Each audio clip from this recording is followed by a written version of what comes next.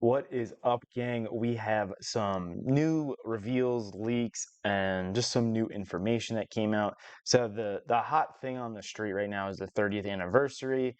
Looks like we got some pack art with this cute little Pikachu, Mew, and Mewtwo. As everybody knows, we get 5 cards per pack. We're getting another reprint of the base set Charizard. Everybody already knows the tag team. That card has like tripled in price by now. Let's see what else. Japan website teased the entire classic collection lineup. So we're getting the Fat Cheeks Pikachu. And it would be interesting to see if we get the first edition stamp again, but I feel like we're not going to do that. We got the base set. This Misty from Gym Heroes, I think that's kind of going to be a little popular. Erica's Jigglypuff, I think that's because it was playable. Same thing with Sneasel. Shining Celebi, that is a pretty popular card. Obviously, the Crystal Lugia, that is going to be super popular. I think Delkitty was a playable card. Darkrai, I mean, that is just kind of a tough card, but these should all have the stamp on them. The EXs, these cards go hard. I really enjoy those cards. Same thing with the Delta species. We're getting a Metagross. This probably would have been cooler if we got like a Charizard or I think there's a Mewtwo Delta species. Those probably would have been cooler than the Metagross, but I understand, like you can't just pump the same Pokemon in there a bunch of times. These level X's, I absolutely love these from Diamond and Pearl. That Pilkia, I wonder if these, the Delta species, the EXs, some of these other cards are getting a bump like that tag team did. That might be interesting to kind of double check. Uxie, I mean, the three of them really aren't that popular, but I guess the what the G's, I guess. I don't even know what you call these, but this is right around the time I stopped collecting was Diamond and Pearl and Platinum. I have a couple of these cards. They're, I don't know, Trainer, I don't even know what you call these, but they're kind of cool. Um, the Gengar Prime, that's probably going to be pretty expensive. It's probably the originals getting bumped up. And then you have like the tops and bottoms of these. What do you got? Darkrai and Cresselia top, and then the bottom. Then we're going to get another N, which is a pretty neat looking card, but I don't think that's anything too crazy. The Rayquaza EX from Dragons Exalted, that card's relatively expensive.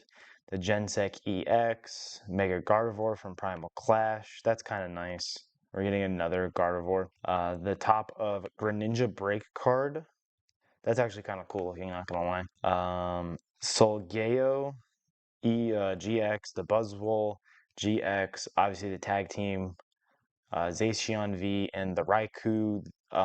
These are called the Amazing Rares. Kind of wish we got the Rayquaza or like the Kyogre.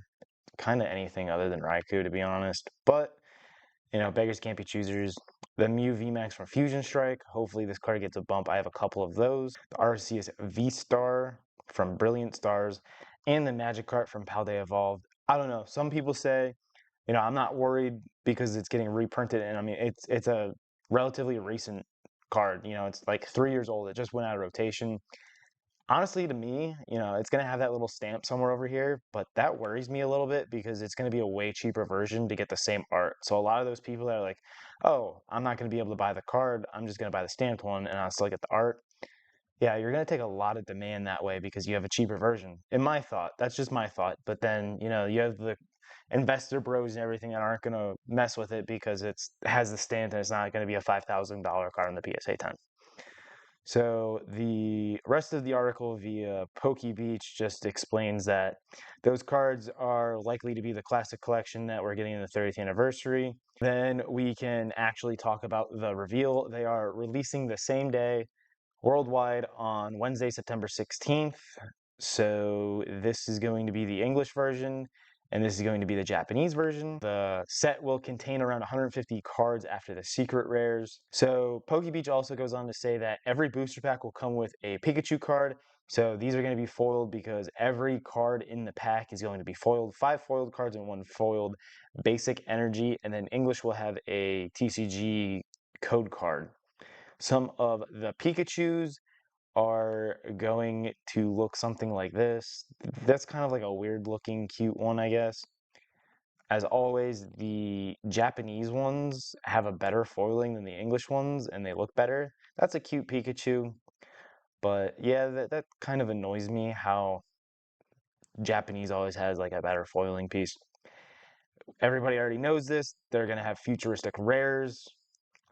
You have Mewtwo's and Mews. Some people are loving these, some people hate them.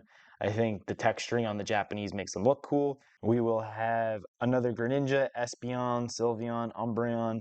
Umbreon looks like he ate a little too many brownies. They're cute little cards, some more IRs. I like the Lapras card. You have the Psyduck in there, Shaman kind of looking out at them. Pretty cool. Drifloon plays into the Drifloon lore. If you don't know that, Google it. It's kind of dark. Not really going to go into that today. We got a neat looking Lycanroc. Not a super popular Pokemon, but definitely a cool artwork. And a Hussein Zora. Definitely kind of cool as well. And now we're going on to some more 30th anniversary leaks. These leaked today as of me filming. So you're probably going to see this tomorrow or the day after. It's called the 30th Celebration Futuristic Box. I kind of see this as like a little bit of a UPC type of deal.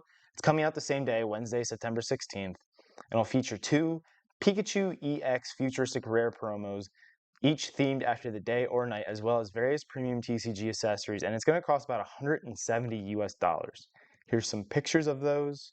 As you can see, there's the 2 Pikachus exactly like the others. Then we're also getting an Espeon and Umbreon EX 30th Celebration Premium Deck Set. That's going to be about $40, and it's going to feature SIRs of Umbreon and Espeon. It says the box will feature illustration rares of Zeraora and Victini, which we haven't seen yet, and I think these cards are going to go absolutely batshit crazy. You got the 30th in the background. There's a Mew all the way in the back here. You know, you got the Pikachu symbol, Kangaskhan, Eevee here. What is this? Tropus in the back, Victini in the back, just Espeon and friends basically. Klefki. Like there's so many like Pokemon in this card. This is a beautiful card. I really hope we end up getting this as a promo in English. And then we have another Umbreon, bunch of fireworks in the back. And I mean, this Umbreon is going to be stupid expensive. And if we don't get this in English, I think a lot of us are going to be pretty upset. But you have Eevee in here as well. Let's see, you got Zora over here. You got Mewtwo in the back. A bunch of Pokemon I have a horrible time pronouncing their names. Cresselia in the back, flying. Zora over here. What is that? Toxicity over here. More of what is that? Dino, and I can't pronounce it with a Z. But definitely a lot of cameo Pokemon in this one. And I think these are just literally playable decks, and you're getting a SIR of 2 of the most popular Pokemon out there. You really can't go wrong with that at all. Then we're going into the first partner collection. This is Series 3. They finally revealed the artwork for Series 3.